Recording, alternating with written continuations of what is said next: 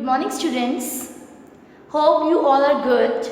So today we are going to start our second term syllabus, chapter number 4, the circulatory system. So let's start. First, introduction. So as you know, the transport of substances such as gases, nutrients and hormones through the body of an organism is essential to carry out the various life processes. So in the same way, the circulatory system permits the blood to transport oxygen, carbon dioxide, hormones, etc. in our various parts of the body. So also it is called cardiovascular system or blood vascular system. So circulatory system includes lymphatic system and it helps to transport lymph, and it is made up of network of lymph vessels and lymph nodes. So lymph flows through the lymph nodes and lymph vessels before it ultimately drains into the blood vascular system. Now let us start our next topic, the blood vascular system. So students, blood vascular system is made up of blood vessels and heart. So our first point is blood. Students, blood is a liquid. Now blood is a liquid connective tissue. It is made up of straw-colored liquid matrix called plasma. So the liquid part of blood is called plasma, and it is also has three components: red blood cells, that is RBCs, W blood cells, that is white blood corpuscles, and blood platelets. So are suspended in the plasma. So the functions of various components are: RBCs help transport oxygen to various parts of the body and also carbon dioxide to lungs. WBCs help fight against infections, against diseases.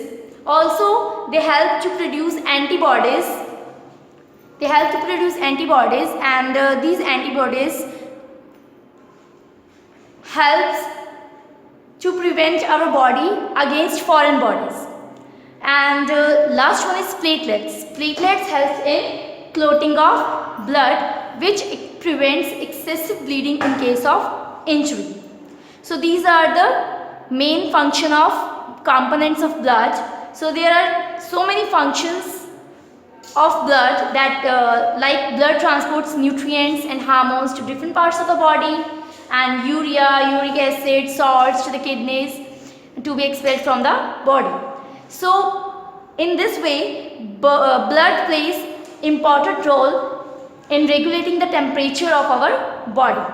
So our next topic is blood groups and blood transfusion. So what is blood group? So blood is classified into 4 groups: A, B, AB and O.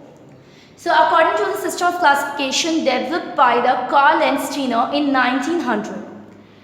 So these A, B, AB and O, these all are antigens, and these antigens are present on the surface of RBCs. So RBCs have 2 types of antigens, A and B. So a person's blood group is A if the antigen present on his RBCs is A, and if the antigen B is present, then his blood group is B.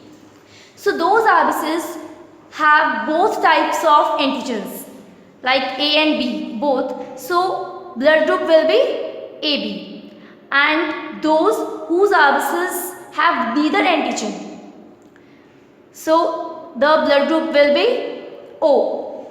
So these are the blood group of person which we will know with the help of antigens. Now what is blood transfusion? Students, in the case of injury, when donor donates his blood to the recipient and he receives the blood, this is called blood transfusion. So students, donor can donate the blood only to that person with certain blood groups. Otherwise, there is problem if blood groups unmatched. So next is, students, people with blood group AB have both antigen A and B, thus do not produce antibodies against any of these antigens. So they can receive blood of all groups. That's why this is called universal recipients.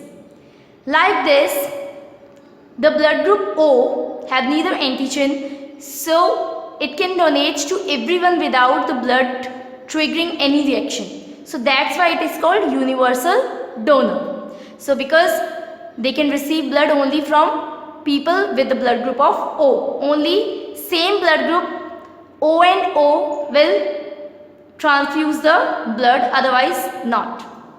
So students, your homework is please read it carefully. Thank you.